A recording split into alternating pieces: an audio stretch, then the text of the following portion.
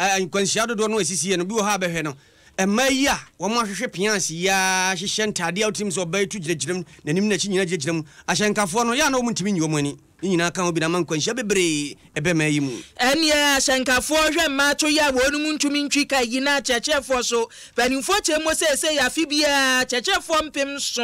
ene wonum gya ya adwuma esa niema enkoye wa adwuma no munti opa ba bia wo kwa afidua bia esi ho bia gya na wo mu a eyaga west mpani abubu nkonta se ya ne omo abo ho no oh amafie bia na chese oyam kanwa obenya ba bia gya nan wo MPP amanyokuo num no wo to nkrade ma chama wuntumi sa chama ne ba bia wo bia atena wodin na du chama omo sise wunim na abo ho mpem na ma mi otikwa afese gya ba do wasem kɔ ne so a ene omo ne wo chi ayam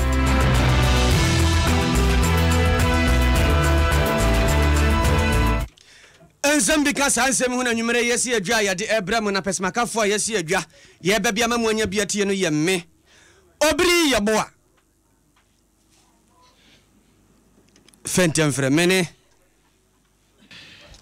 Kasiebo achiwa Yiadom na busuya Kasiebo yade Abraham yesumi live wo Facebook Yadom 106.2 FM wadwinkyere no ubetumi adibia for na bere ya esem ya kenkan dia ma osada so na Kasiebo achiwa Yiadom on Facebook anaso Obiri Yeboah fentem frem Facebook ni nyina wo de fa wa ye be kenkan dia ma wo afeya nye bere kase no yemo enwuram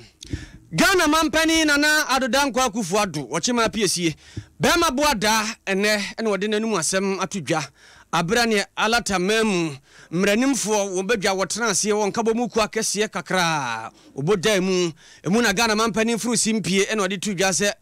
mranim de eyenim de awunya eye obia ni mra eye pa na eyadwuma bi nso a mudie wo mu ewo mu se bi no ho hwehwe dwuma ba hwe na wo mo dwuma ye mudie na enso mudie de kutabi enti obi bia odo ho bedom se okwa akosua mra na ade abeboa adasa wode beboa oman no hunu se de kese ene so kese na yan wo komu na wo soa ne yie sanse ni padodo no na nansen wono mu wura mra dwuma no mu na enso be wiase mpani kira binum kura ho na chese ase ni okosua no wo hu ho hwe sa brede wono mu edi de mfrinhie toso aduonu mu nwotwe wo ka kire wonom se abibirem ha obia nim se mrade abibiman eno ne ye de kyekire enti se wokoji hunim die na de be yadwuma ade ba ko hu hia eyemu die ono mane nyadwuma enne beboa ama obi bia hunu se mradwuma no wo mu a na kyese ebuo ayese fata no wode ama. Whereas we can say that we have a lot to be proud of in the role played by lawyers in trying to promote democracy in our country, it is also true that we have not always done ourselves proud. The sad truth is that there have always been lawyers ready to find a way to justify some negative developments, no matter how bizarre. It is not surprising, therefore, that sometimes our profession has attracted the most cynical of comments. I hasten to add that this is not a new phenomenon, as the legal profession has been bashed throughout the ages. We need to be aware of these criticisms and respond in a manner that assesses the integrity of the legal profession and its determination to uphold the rule of law. Mrade obi anim sade tie ha ne oyamranim ni a adwuma no sade tie no ene omanfo akeka bi akere mranimfo pa sa pepepe ne bekro no wono wo kase ye ka obi a oni mra wo ka ho bi pa wa bene mram na ade ba ko abu ama adwuma no ekoso no nti ye ka kire ye de pem ha ne de apem ha ne de apem ha ene obi ho tim asem anipa wodie nyimfa ko amusu mranim ni no ogire mu pampe hwese obetwitwa age no be wi ase kro na abim de bi abam ne nyina chi omanfo dodo no ayese omranim ni de owu a nanim butu kyesensam de ye ka bi afa mranimfo ho pa nanso ni nyina no yade onyina ona so pintin no ma mu die mapa anya adwuma na mampani sane asi ase no so wasem bi ka asem ba ko ha dwene pa ne se aban a wote adwaso o man bia mu abibirem ha titru na Ghana mam ha korade ne adutwam se aban eye adwuma wo si sukuu dan ne bo no ene mpimanim enso ankora se okosi sukuu dan behwe no ebo no kakra bi no adwene ho a wonte ase denti na wo se eba no sa ebra so se ne bi ho a ma ankora wura mu aje se wonum nyina wura mu eboa ema mpuntu okoso na sa ne o ma ye ekoso behwe argument ni atwa bo bafu atoso no atimi ahwan beduru ba bia nkwankura bia nso de wo mu a ebe ye pepepe. The cost of public works should shame us all. Our architects, engineers, quantity surveyors, and yes, lawyers surely have to answer why it costs more for the state to build everything in Ghana and Nigeria than it does in other parts of the world. Why is the cost of building a single classroom block so high when the government is doing it, and so remarkably different when it's being done by the private sector. We're making efforts in Ghana to deal with this phenomenon by enhancing our procurement process, simply reviewing contracts brought before the Public Procurement Authority for approval under either sole sourcing or restrictive tendering. We have in the past 18 months saved the country some 1.6 billion CD, approximately 400 million United States dollars. The whole of 2016, the year before I took office, the authority made zero saving. We are going to continue with this development. One de wo ya ne se aban koto ade okoye bibia ne sika ne ho na efa no ahwe twitwa board atoso ye fra no Public Procurement Authority free se me ba ye agina ye nanso a ene ye be se dollars no mpema opepia henan a ne nyina yatimi ahwa ma agu ho abra me ma ye no ba kokora ye mfa nhu ho ne nyina ne se so obi koto ade ano abobo no ye se we no ne bo ye sidi ha a wo kwa bonte anka ye sidi mienu ne ye twa bafu ne ye de atoso ne nyina koso wo besere se bibiman de aduro no Sanyo mano, osi ye twi ho firi ho. Esanse se ekoso ye sane aboye brasa da bia ye dokono. Ye bedi ni kwa na fe ABC ya ene ye betina mu. Abishanfo yentwa Kasiebo no so ne yeda so a Nigeria manum Ghana mampani na nado dankwa Akufo Adom ne Nigeria lawyer for kukudam wo nhyiamu ye toso aduonum otwe ye abo ye abokokam ho no mampani kiremo se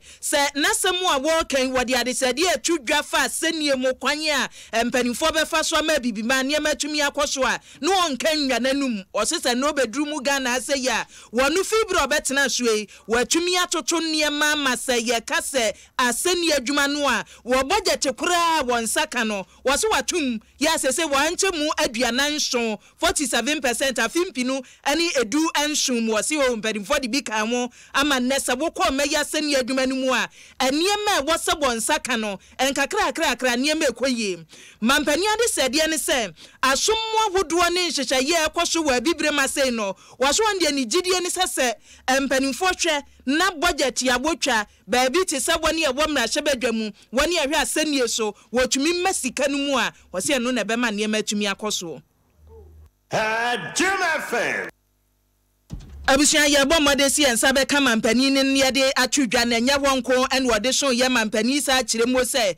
ntotoye abo ye so de beboa masika sem akososo wo se Ghana say wa ye ho ntotoye bebre ama nei se wokọ emahye badwamu a wo se akon masika ode ma wa fimpinu ani edu ensiamu eno so wo hanchemu aduawotwemienu wode aka wo mu bafu.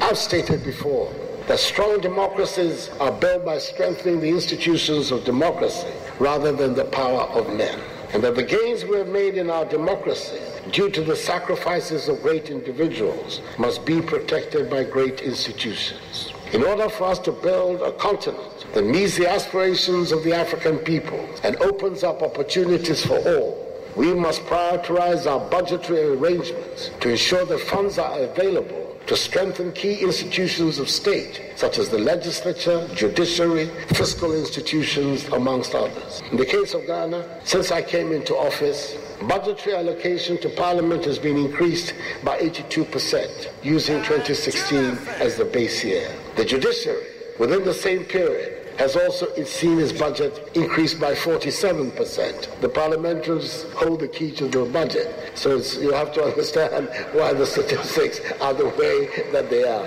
But we're going to work on it and bring up the judiciary as well to match those statistics.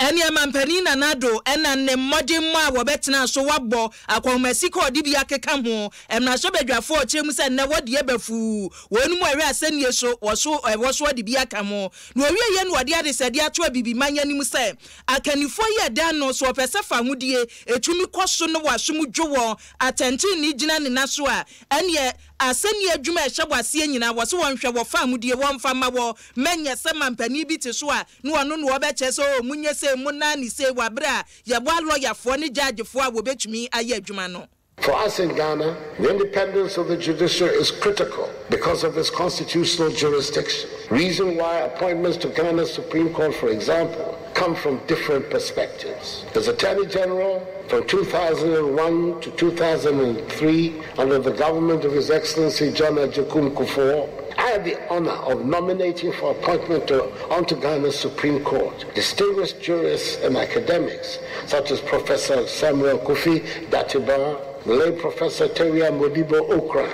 and the late Professor A.K.B. Kluje. 3 judges whose works made such a significant impact on the courts, on the growth of the court's constitutional jurisdiction. I've continued in this tradition as president by nominating the immediate past president of the Ghana Bar Association, Nene Amagache, the former dean of the Faculty of Law of University of Ghana, Professor Emmanuel Miashite Kote, and 2 respected Court of Appeal judges as my first nominees to the Supreme Court. They are currently undergoing the process of parliamentary approval. This blend of persons on the Supreme Court, in my view, will strengthen the development of Ghana's jurisprudence.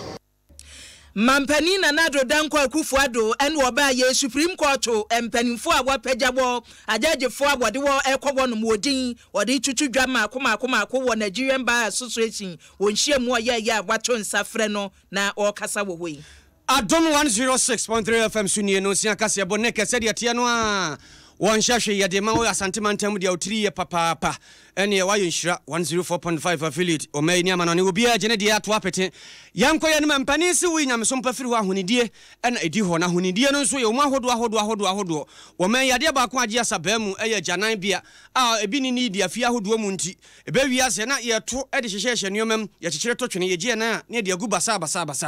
na mpanimfo ani abre sese die fi bibo bia no ewo se janan ekomu enkramantam hankwa mpani kyerɛ sɛ wani abre atese obu nkunta hwɛ dodo no ade wanya atran ya hwɛ nsuo afei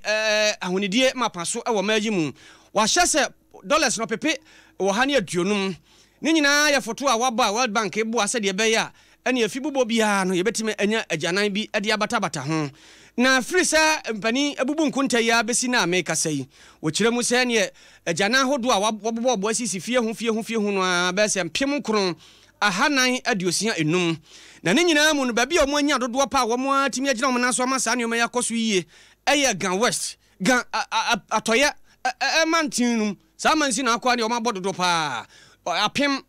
ahansia de osom yensa egu ho ukoduru temanso atemakropom apem ahasa aduasam enum egu ho lekmanso apem ahanu ani dumienu egu ho ne nyinaa ya jana bia nam kai kan saa no we de wani kyerɛ Gan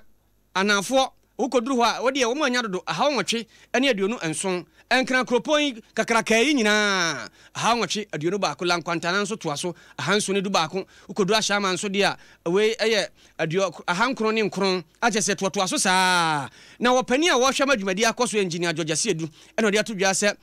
de tie bia no wani bedi abedie sɛ wobɛbɔ gyanan wɔ mayi mu titru nkran ha no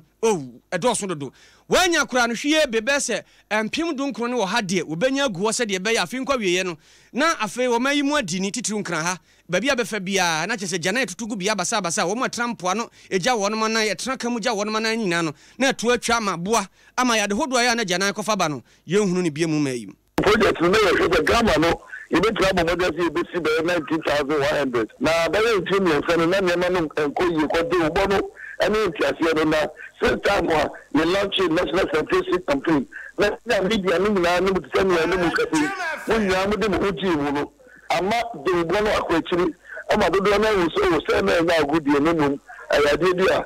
ya emibrisem enti obi a bi no ajimu a enti ama dwumade no ekoso o twa odidi no ebe pressure no obenya authority to defeat the assembly otopo CI the Gan West Municipal Assembly I am a friend in Kobe elect the woman etikan na ufi one more na waba Tema Metropolitan Assembly and the person who say Mejokuku Ko Municipal Assembly almost the person who say moving na baso to media o my idea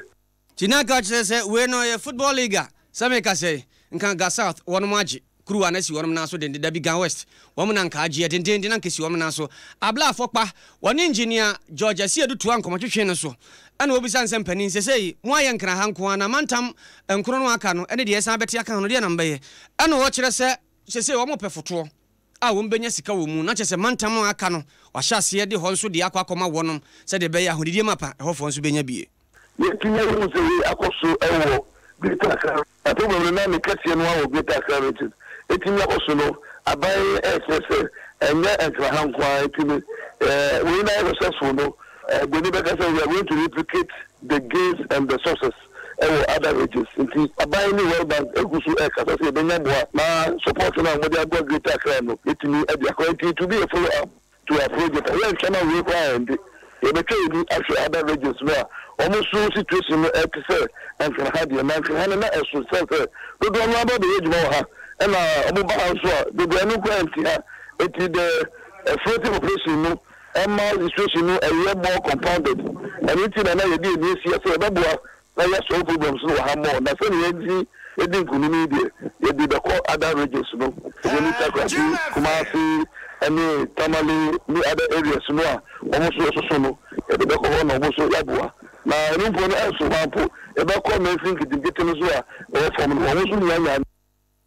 Engineer George Asiadu, one a penia, Wakaku, Omania Brese. Baby bia ye fiesie de obenya jana bia wo ho nene na wote no Naket Kasiebo ni yadi fra dwom 106.3 FM sonkran kokomlemle en yade mamweni atoa so tema ne adure en wo manfo ya wonu mu etetema ne wonu mu a wonam tema motorway so wo kọ baby ti safla wo soga kofe enkran ya koso mo baby a wonam ya wa gba pesu go shiro na akiri suei esa kwan ya mpanimfo si wonu mu ye am wo manfo a wo tema ne mpotemu en ya about no wanya ni chenchire nchepe bisam sure bisam fom wo manfo kwa ne wo mu atumi adwom empanimfo a wo ye kwan yi dia betu dwa se wo mpese nipa ho be kire won na ebedura no pa manfo be ye late wo adwuma mu no wo baba be kana motorway ni ye na ye run about na anye ye nti engineer pani ya boda adwuma yi aboyo ya no engineer Joseph Yeboah kire mu se ne aboyo ya no wo de acheche kwan asisi kwanche wo so wo kire kwan so nipa kro ko ba bi te saflawo so ga ko penin kran ha na wo ba wonu be kire ba bi a wosa wo fa ene ba bi a wosa wo fa na wo anko kire wo sa dito rosi eno ani se ubedu temamoto we run about adwuma na ekoso na prosi for ho road sign so ho ebe ma wa kwankyere se fa ha sei na nya ho tete na ko ba bia okọ se de adwuma no ha ya sanso kire adaba for kwan foforo nso a se omo bedu temamoto run about ha omo betumi afa so a omo be hare omo a omo mesi temamoto run about lemo omo betumi anya kwan foforo de omo ebeko baby a omo to fi akra o kotema ana fi akra o kwa aflawo ana fi aflawo fi nya mpotem ba akra na so ko ahiama ni afinya the cc kwan horo a omo betumi afa so junction piano so the road sign sisi on to ba peja otina hwe road sign wo du junction bia bo hu se directional signs no sisi ho a obetimi akoba bia wokọ onti na chesa road signs no utumi kan na wote ase de ase ye de asisi wo wonti ase so atenso de no wo bense ko benkum ekonifa na no an wo cheche kwan no na nyini Joseph Yeboah wodi tu dwa wie se pe ana tema NTT de adwumakuo no pani abedi akire aboda no ASP Obiri Yeboah wonso de atu dwa se aprosifo so begina kwanche wose aprosifo wonna wonu begina nchinchin fra no pakosi anwumre enti ne wo ko ne wo bo aprosifo bebo no wa kire wo kwan no ba bia wo se ofaten na wo ko Susano police said the Shishepa Agukamo, if you had a more a bie a quan for Frada for Metro use Tama police at the police for Bayer Edwino, near Tree, Big Engine and Bia, Ache, Ashankafu, the beer so far, and for how Bia and Bro. Police I and she share Bama, Ashankafu in your Habia or a pan a yellow. ASP Obiri Yeboah ene pania wudrumu ewo tema MTT di adwumakuo no oya bedi akire na MTT di fo akachia na eda so gina opanimpa wo no ene ewo tema MTT di wotua wo no ma no dendenden Chief Supo Joseph Owusu Bempa pani na dia to dwase nkwanhia weremfo a wo mai dane da nyina ene obete guruguro na eka ede nkrofo hwe ho ede efa mu nyina no se fridi efre emani binum wo ho a ntade a wo hyehye ahofa a wo fa no ene ahyenkafo memen otimi hwe saa na ne wura finu mpo so tisiti achi dada no na ni betia obi ka to panyan otimi mu saka ikwa ekwa nimirika bie nim nanso wo ba no onam dan ho kɔ no a na tade no ne akyekere ne to saa na wabɔ pampe ne kufu enti hyenka ne ni bɔ so pɛ wo hu ne wɔnyɛ no ho behu ana kyese guguro no de nkrofo magufo no okum bi no opra bi obɛsere wɔno mo a sɛ ɔde hyɛn no na mo a wɔn adwene nkɔ hyɛn no so na onye amba ya ɔhwɛ wɔno mo no na wɔwie no ɔse ma no so wɔn dua bubi omudu ebubi ya omo nhyata ade e bema bibia ya kama na omunya asa ya no magyeje mu agu osa no titru wo mo aya na nam kwankyen no ose o ma no kra etwihyen no kra da ya na ye na wo mo nam kwankyen no aduru kwasi ada anwumra wonim se wanko ba bia asa ne gya no ayi ne free ti hyenkani so ani boswa na kofa san kwansha we nyina ba nti wosra wonom se wo mo so sisem kakra. When they see a beautiful on the road, instead of driving past, they want to slow down and watch. Sometimes they hit, and it's a serious. When you say sometimes they think it's a joke, it's not a joke at all. There was a program that we did. We invited the drivers, and it was one of their main concerns that the women should be focused. For focus, you see, you can be focused, but when you are driving and you see somebody with that tight something and a normal human being, you watch. You know, somebody has come out with a song saying that Ghana for a pension will be a pension, and people are watching. Therefore, you be focused, but you can't. It's not everybody that will be focused. You will be focused, another person will look and come and hit. And they have been killing people. Sometimes the accidents that happen, you can't imagine. How did this happen? The person was driving, there was no speeding. How come the car somersaulted? How come he hits another person? These are some of the distractions. In fact, it's a source of distraction. So when you dress moderately, if you're in your car, fine. But if you want to, some of them to deliberately, they want to walk on the streets, perambulating, they'll go to the out there and then come back, doing nothing. Suntidua 20 years inwe munwe ade na moto nkrofo suntidua saa wo mo hye da na kyese wo mayiyi hu saa ne nam mema nani so ahyenkafo nani so saa isa odina dwene besi hyenka no so no wonye wo mo awu wontumi mfa na dwene no anhwe obi na bɔ ne so obi apenhwe aye ne obetwini ti ahwe kakra se ne ebuato atwa mu na obehwe ti be wiase na kyese ene agiriguro wo hwe na ntu yi a han no de aboto ne ba se ne ase a mo yene ma no ni nkomo ne emisa se ntimo nso de ya mo ye ya mo so ahyenkafo ehwe ma omukum yen ya eye enom se mo musa ahyenkafo nso se de na ya na omupe yes woni bi na omo ye dwaman fo dada enye say ya ye na ye cause accidents bia ye tade na enye hye hye wi am ma dress say mi ma dwi kren ni so say o hye me ba na dwaman ti wo yiri o ma o fie nso obetra na ni ahye the lady dresses somehow and is passing by you the driver you must concentrate on your driving, right? Moreover, some of the drivers, they take some drugs that they are not supposed to take to strengthen them, do more hard works, and sometimes they find themselves sleeping. No be tremor. Me kwako shana majuma say. Me who say me shy am police in no boa. This is no correct because I am corner a show and man. Emane se nya wonia ahyenkafo no na mo so ase ayemo se akokono no eka mo na kyese munya ba bia mfa mu ntiri mu ani hwe a mo de be hye wonom na eba se ne se o ahyenkafo se police commander ase ni wo se mo nkwanhia ye hia ne mayi mu amu prepare yenuanom bi kunkum bi nom no mo panhwe oba bia mbehwe no de hia ne se butu abie na mo de mani kohwe enne be wiase a na mu kum nipa se nkrofo kai ze na tie de metimi aka ne se ebetimi abanesa ebefi driver ne ba bia ne ntitiye ana se meka ne se ntitiye de ma no obi oho a sebe nyamsuro ninimu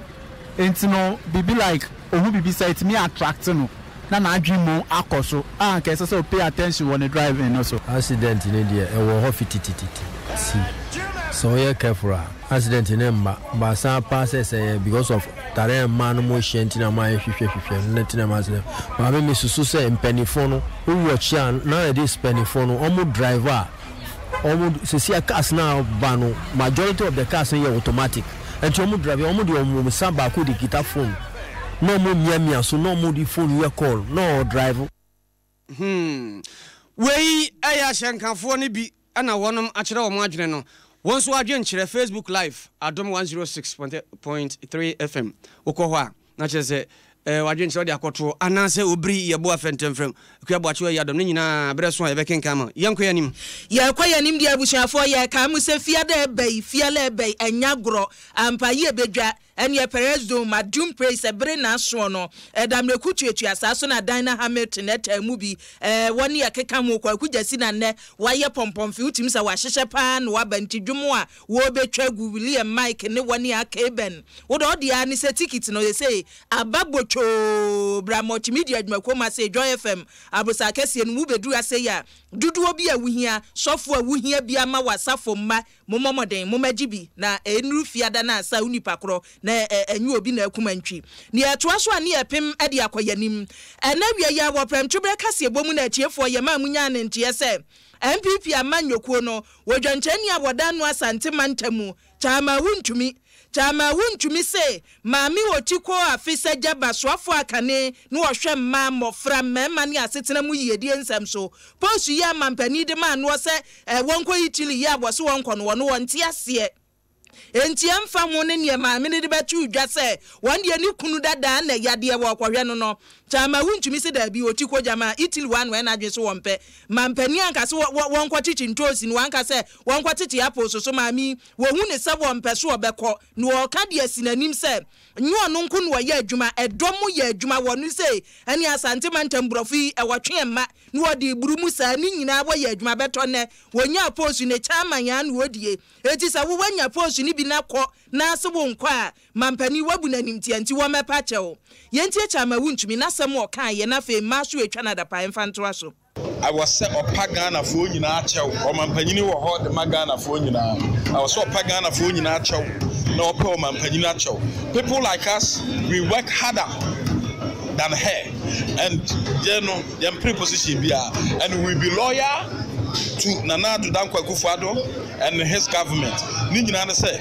Sisi ya buy wo double track and once a year, you know. MPP for me go school free, NDC for me go school free, PPP for Ghana for me go school free. Where in the idea everywhere, and you me and once some everywhere. It's no, and yeah, say I can't be media. What you say? And I think about charge what you say? Because we did Nancy buffet, some charge what you say? Or you will be a drop on home. Name any baby hour, the pursuit to be bold. What you say? And in some food so simple and about ya. Oko from no pimpu ati no afi no aba bechira man panyin no akire Ghana for say still a wo ahoden a we dey wo betimi aso what is so ewura opo charge what is so kasa what you say obi a wo bia me bom paye de man chama huntu minimum adwumaden a waye onyankopon enam na nadu da kwakufu ado so ade ne baba ye minister eyidum so free ho what you say this is a but ye nipa in the group bia the pasu etimi ba ibu kakra enti so from ya medin say the pasu ne powura no enti oba otiko ompacha na Ghana fo nyina hu because e ma minister no je ye enti na sa brand na wonu so ukuru yare Eni ebena de ntwibu asia koncha ma wuntumi en wo kire mo se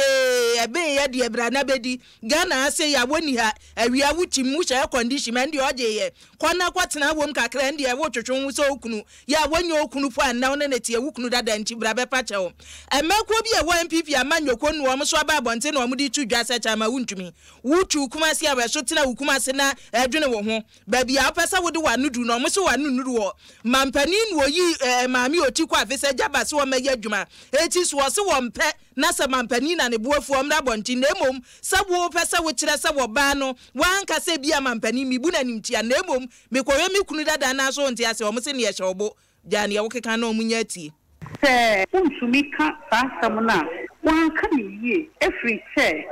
ye nyina ye fatima obi dia ba ne asamoba ye tena se ne asolve out asamoba ye ukakan bi se we say ya na kwa ite ediebufu eba obi enim ye mami otikwa dwuma waye wo Ghana ha eba ye wo opposition mami enyama waye edoso enti ne se party ya ba power na the entiasie enye dwuma etese empenifo tena se ofoka asamono na asudue ebra ye besre se ye penipa dodo ye mpese e party ne ebehwete ye mu bi ya bre ye ko bro hwehwe ye party be ba power enti ye mpese esense bi be ba party mu ye pese asudue ba na ye mami enya akoma ene odo se mema no omu fasam ni si baabi omu ma abotre enya asudue se enye eduma wo party mu na ye mami enya abotre no fantana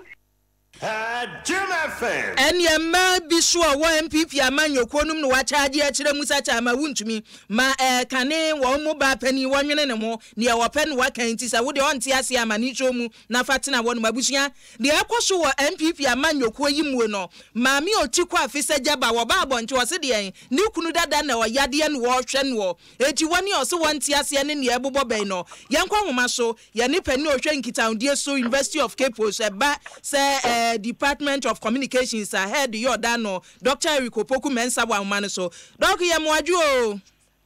yeah boko die tie for so nyame adom tie for jo so papa na MPP amanyo konum na ne yesie enkita mudie communication ye ba bonchen maami otikwa afese jaba yeso onko itilios yo mekore mi kunu dada enne bi so wonte ase eye animtia ene wabu mampani ne reason a wode ba ye ene nne Chairman Twibosi Akua asem wo ka ne se wabu mampani animtia no agya ye banki town die mu amaami wa nkasa ye wa ntworo ye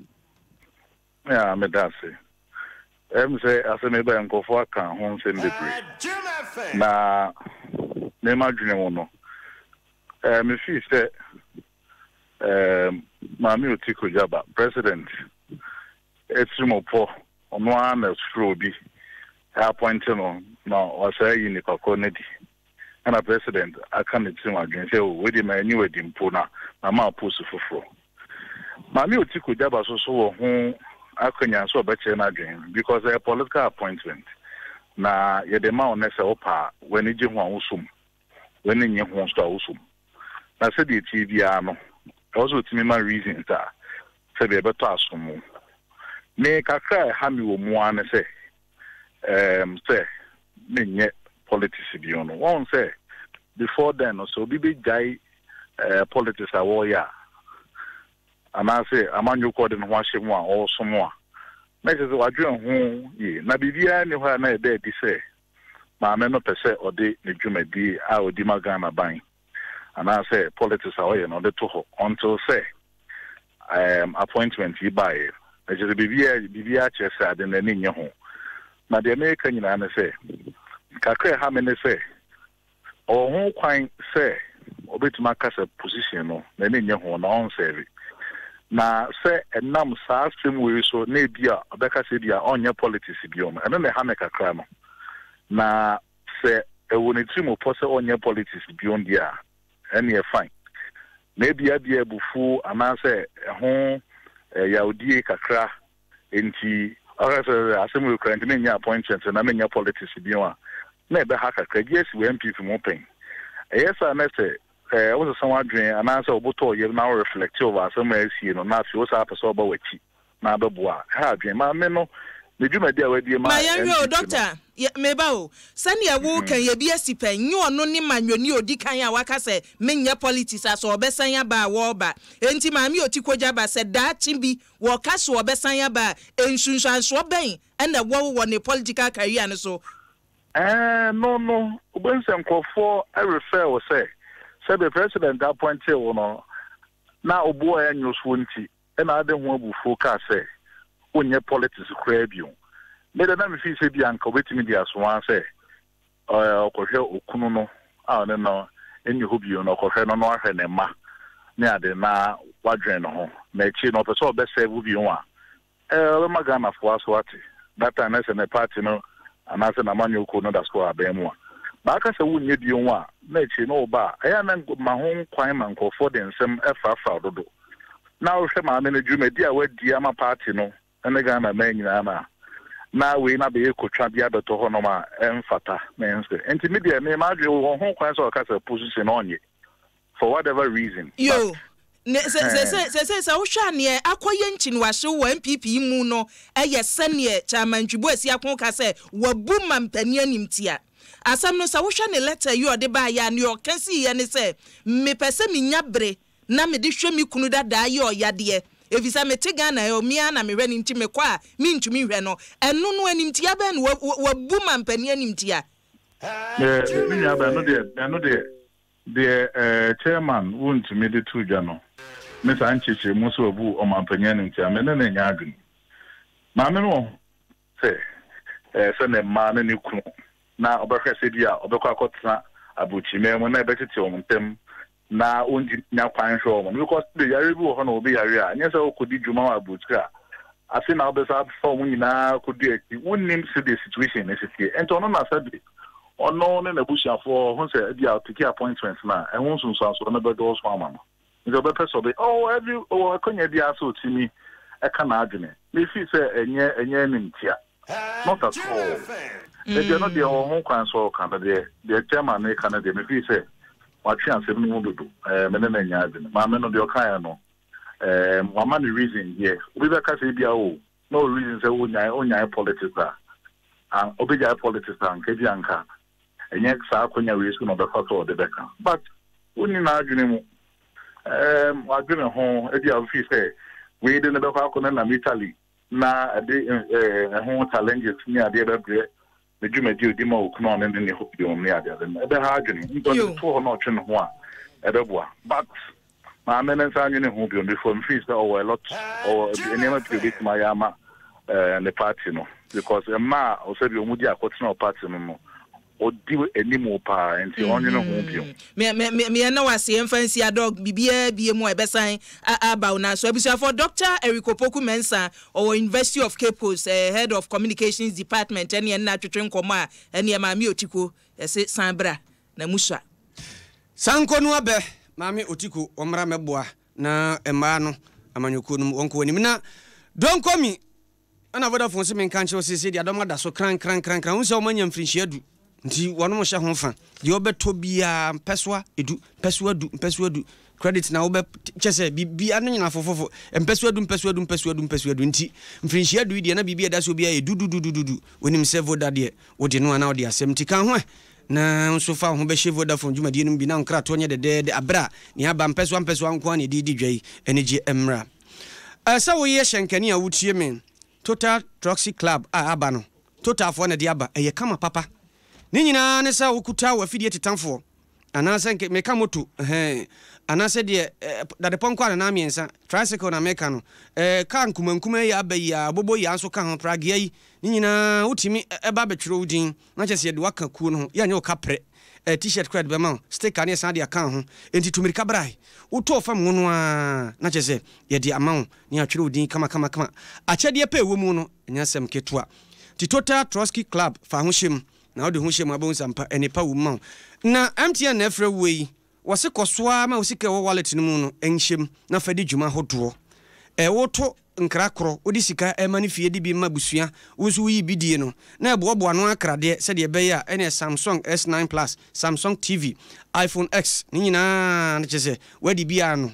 nya sanso sika 2000 Ghana cedi 2000 Ghana cedi busumi bia we nya sika to mu odu pa na mom de obeye nie wo dia ne se obedale number *120# no apia ko na chese wa hyase o build point na kopim se 31st October be dru hye ne so se wundi ya wo number ye de frɛ wo no yeso nkokra nti se wonim se wadi bia number abɛfrɛ no se tu wie no wadi pɛ no afrɛ 0244 300 000 0244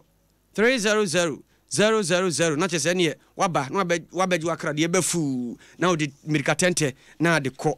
na Akua FS eye adura eboa emasrafo woni padua mu nya hode soronko akutia yadewa nonom bi yade bia ewo mojamu no eno na kutie ne ahonwade a eye ewo wiase no me ka kire wa ho badwuru wo de wonyare kura nonom Akua FS na yade bia ne ho ebeto wo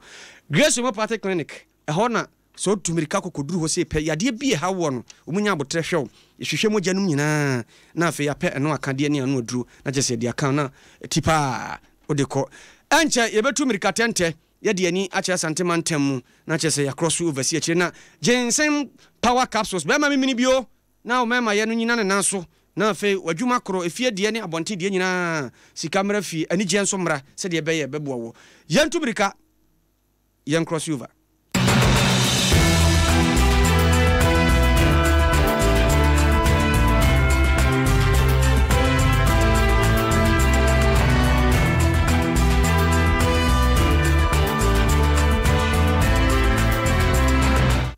na na ukuda nchambo wo nhyira 104.5 FM woti adwam na de efra santema mu ba ne sese me kase de mrante kwa bia ni abre pa brante a wono wo susu sensantro ni be kwa yokokun no sa brante no an di sa wuo no ko oche no ama ni tirifa nanso aposifo bam yentumiri kanko na ukuda nchambo wo mu emfa nkyere ye humano awura faso Yeboah modern se ebesan ko na fe yensa kanwa de akoso bia no watum nkra de akire cowbell gold eno eyanom ne aba pika utu ano a ane anopa bia nsuo de de hyehye na de gum ti utigum za no akan mu na bam opa brodo kakraka no de honfuru ban no se de epesi ankwada ho ye no na waje ba ko ne ye bankwa wa na ate ho bobo ahodene ya mankwada ne binom moma dwene mu bie sanso na woba sa wo yoba enye watade hyem eno mpaboa hyem eni so obetwi ponso na waba wegi eboden debi wo se ahemfie ho ne pafiri oba hoche so ho nkekaw untiti enkofa pepre ne hwentia kakaduro jene bia nko hyehye ho enkofa samma fresh lady capsule so memene a sa ha no nyina no etu atwa eno na ma no edi o makagire mu sanso ena me kai wo se de etie bia no unya adupanom a ena malaria na se tuo tabia heba mixture no wogina na so se ene ye wonom a timi se wanum aduro pa atridi anu wodene pa no se wonum se yi a etu ase nyina no wanum ayo de na afi wagina wo na so na ne oma nyina akoyi enso ade ama wonya tabia no bia na nsam asi owiase afa na nyina obekenkan no www.adomfmonline ene obekọ no Adom online na guo pocho no koretrodo ena yede emam na yekoya ni mu a wonim se de etie bia no ewiase nyankropon de ontimi nyini ho aye nti adasa ne beyi urade aye enam so ma Adom praise afia yede ba afidi enso de ne adutwam kese pa setie ni ena yaboa no yede ba na nyomtofo ahodo no a wo ba betu bie no wayi wonum tia wo ba na brantie ba ko kwakujasi wono nenne oni Adom kase nko motwitwi mu ena wo toro nsafre kontri na kwamse wo bia mra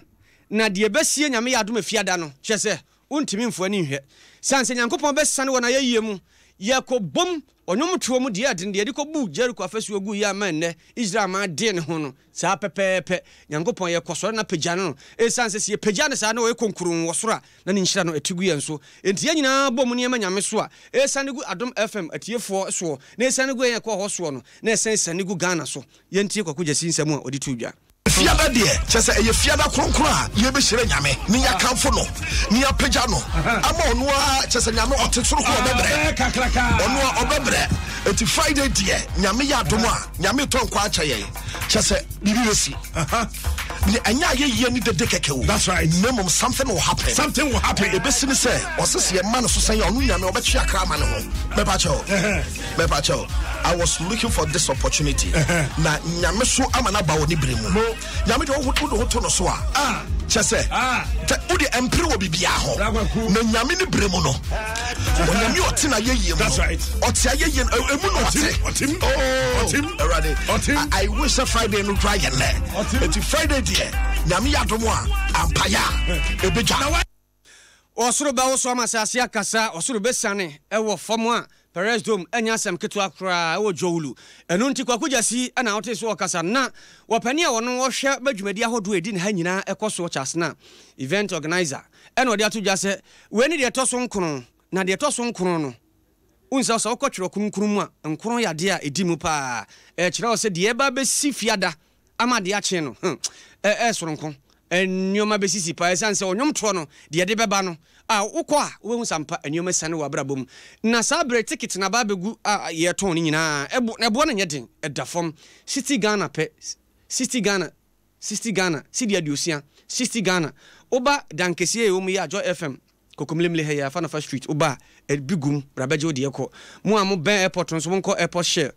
mukodu Perez Dome Chapel bookshop ho nso a se de atie bia no obenya wo de ti Perez Chapel omu so mo bookshop ho ho nso bi gu ho kona kokwaje wo de Temacom to 11 number 2 share number 2 ho nso okwa egu na bacho na total ho nso de bia kogu ho ni nyina no 60 Ghana nti wo de ya boa ya ho se no na won so boa ho abaje ticket ame akoro no ne nyina ekobom asori Awurade twedi ampon Nyankopon ezanse de wontimi nyaa ne se obeyi ne ho aye na yenso ye nipa yetumi ho mekasa idie ye ma bo eni nua ni nyame aye ye yankasa ye beyi na ye Sena ese shana every afibiano bibia be kama nyame emosra so besane won to ticket biano ese otuhanamo na sisiara oko ticket location points na oko tickets for over Joy FM na Adom FM building oko memla osabeka tickets oko airport shell osabeka tickets oko bachona total osabeka tickets muamoti tamano oko committee 11 number 2 shell minor tickets na mosa oko baby ebe jumadi eni wono Perez Zone no mobile shop no when you ticket for hustle ya tickets so city Ghana cities obia ya tun safre anyum to 4 gospel anyum to 4 omukukudom this Adam Reku even no free Nigeria nenyum victory song ani ya wakoku jesi oba ya wadana Hamilton oba ya William Mike ani awti ye opani a ye di dwumadie bia kese sa se ye kotonyum se ye koye bibie ni nyina event organizer franchise na ne na awti ye no entisi aboa ye hu na won so aboa wo hu na chese ye nyina ye hia abusuan fama dwinche bi entoa so ewo Naket Kasiebo ye de na Adom 106.3 FM so mamwe Facebook live ma dwinche bi ene ye de ben alambanse de na dikan wo se ye damasio mu amoboa pam chese brochi ayeti yete se ne yete Ghana news no yatimi hwe bibia live ye damase mu amu streaming edema ene ayo 05 ne na wo ye adwuman na ye ojamfi so de ayo de abani o se akua hwe chama wuntumi me support no papa maame ne so nko Italy so nko Ghana nya ne wote wonom no dabi me support chama wuntumi ne obi aka bia enya no na mitie alambanse se obi a penhwe yo omunhwe mo ehwe ne so omunya accident no Michael Tata so de ani o se mehwe mu wotakwa na obi a de ato ho no Adom obi etie odo itema so adwenche yo de ebani wo se Ghana fo se obi ani da ho obi ani abie kane no na amanfo beto mrade na niema nkoye na se obi ahwe na setena mu no ohwe ne ekoso 2020 ye de asetena mu na eto aba na mampani so adwuma no obo nti niema bekoye walanya kwati aso de bia ba wo de adwama no anya no na chese nka na sem kura wo de ba Charisma Papa Don so edieni wo se mehwe mu free sunya New Town na afidie no da ha wunim se agagefo ye wo manmakua omo na ama Ghana nkoso ba bi e wo sa asem ne yedi kɔ no behwe ne achia no sika semti mampani ka won ka ne ye force na Adom akoso edieni wo se Dubai na me wo na mehwe mo papa mehwe mu tie mo na niema ekoso e wo man mu so no ye mpai bone se bibia entumi entototo na kwa musa yantum rika mangra trotrom ya toothpaste adaroma yanko omanfo abom ho so adwenkyere wonom edeba chika fim kefi go for dia ba Accra Adom toto ramram kan nam ne passengers en beka sana fine pa sama futi amafo ne chika asala ba tna student to kago ya kubu Yakubu Yakubu som Masum Jumafe Kore ya Obiri Yeboah nankaba Kati nankaba Obiri Yeboah Yayi na good that is like every start my bone get that is a free printed correct Saka yedi na trimo manet na ka na ti atro bella and after the driver dia so friend master edu betu dey say ima amuna nde amudi ko na make news na make that so nya ni ngwa mu ade say so photo to so amuta say potoski a try ke fa de eja Kasiebo dia na be charge fa the process aka ame ko tia na ye Obiri eja kore but your friend eji so mechanic tema MTTD no or what some papa say run about 20 years or more police for more papa yes the traffic na no din me a never chance the be am na mo e hono man am ye duma me fa mo free tema e bakra and as so e bi so anya duma no kra e bi no mo akwa kwata ba bi o mo jiji ska papa ye because o kona say o mu dru e kwan na enya no so pe o try na no ato mu I don't know who's so much 5 Ghana, 10 Ghana, 20 Ghana. It's me throw one year of money. Oh, that's a bre. Man, process. If I'm Antiana, Trawadi. Just 7 minutes, Ghana 7. 74 have a share beer in a Ghana, dear. nkebe bo apa because kamini esisa no ye tam rubber si eyi de kofi a ye be esi na yesa na nesu de wotam kofi a na wa fa sam se da na wa de ya me pa e da se bebre e da so de but ya sama ba forgivable traje but ya me chama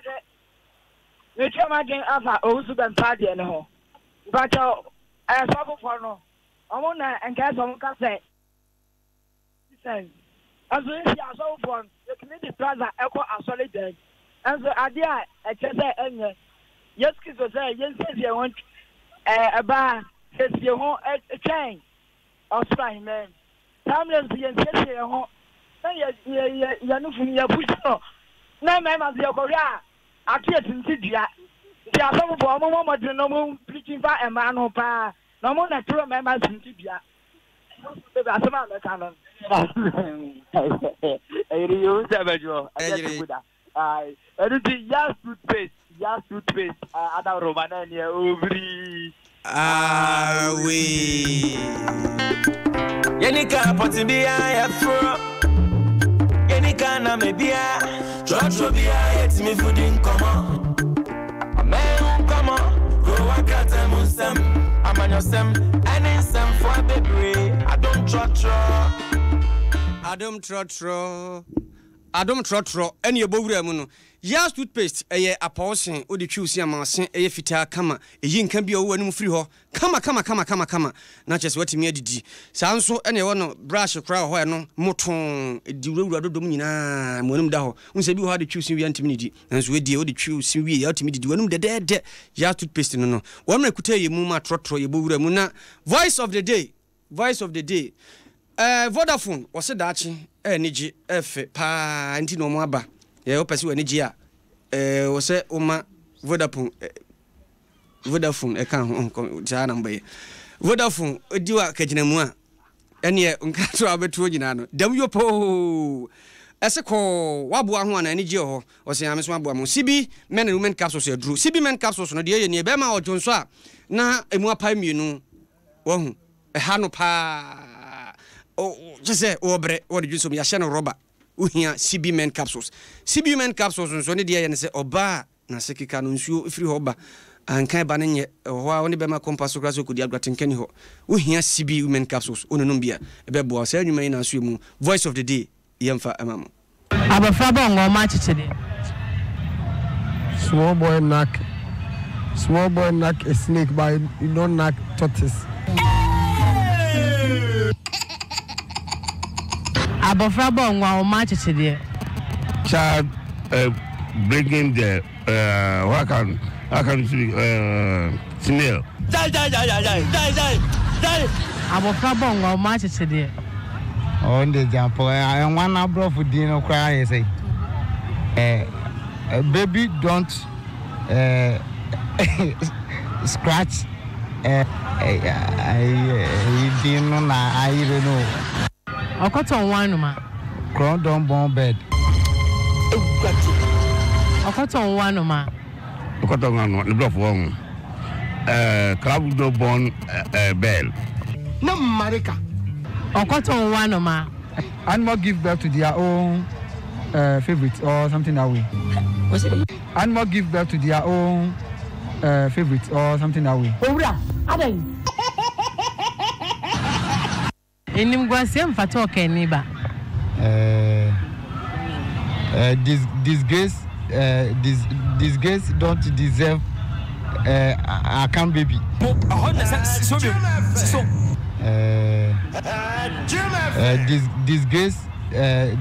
Disgrace don't deserve a can baby. No. I hope you catch it. Disgrace don't deserve a can baby. I just said, I'm fatal can he? Kasiebo na ha ene de nyina esi anwumre yi apesemaka fo yesi edwa kenkan ye ma monso muti ebie no eye me Obiri Yeboah fentem frem mene Akua chiwa Yiadom shine akwa wono ne bɔ ne nyina agu mu ma yen kwa be kule no bɔ ne chidom sa nso na ajoko Trump wono nso boai pa abedna ko kwese asante asiedu ene oboboa ne nyina no ma yede brem yama mu nyina mo eni tia oboja. Don't come in. Hey, 10 pesos. 10 pesos. Vodafone titi swama wo. If you say Vodafone did 10 years for Ghana, I check your Wama Ghana for the Educhem and Mohumo 10. Bibia ye 10 pesos. Ufre Vodafone and I say other networks yo, and ye 10 pesos per minute. So browser cry and ye 10 pesos per megabyte. After Ucho credit to Lodua, unya 10 times bonus. Our one ye. Vodafone say sign for SAR recharge card no money per menu. No munyu soon say kick me star no. Or musu betunya 10 times bonus. Any GSM Kasiebo penny. Upese onya chedi bia. Dial *135# na jiwo times 10 papa bi. And she share kakra ho. The future is exciting. Ready? Ato, bra make once be sembi. Agwazi, what mun carry enkoye? Ada wan choose na payana. Oh, me de ja twetwe no matwetwe me sinso. And you wan twini ye, we de enkoye kura. Ah, na me akwada.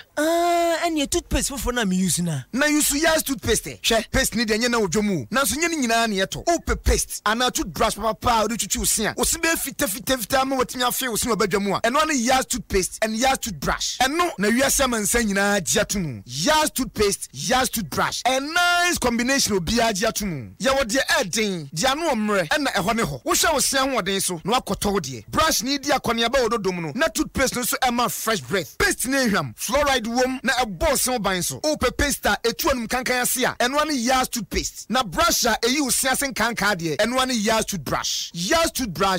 toothpaste eye papa mo medase sanko fa yenchi se mini mabusua nyina yas toothpaste yas toothbrush eno ane ye be use yas toothpaste yas toothbrush. Hey, Mr. and Mrs. The mama praise the Lord. Hey, Pastor. Hallelujah. The chesa de mu husi temu ya. Na nwa bio ni wobekwa akoro nyina na twotwa. Hey, Pastor. If we say me kunu fa me dro CB men's capsules. Na me so me no ma de CB women's capsules a. Wo kire yen no. Enija be fie pa. Praise God, praise God. CB men's capsules. Abesa me mpam mreye. Ene me dwunso mu yale. Ene oba no so na wo kika na wo fom no. Ene na yase a aya na ye ne fichi krobremu no. CB women's capsules abeyini nyina free so. Maye ka mesi mi dada mu nti. Me rapon ya na obefie. Nka me nkwan. CB men and women capsules. Susie Herbal Center Ghana man me madam ase. Apinfo abatan wo mo manufo ne mofra woni mfie dumienu nka ho. Our pharmacies chemical and herbal shops nyina mu. Etufo frɛ Susie Herbal Center 024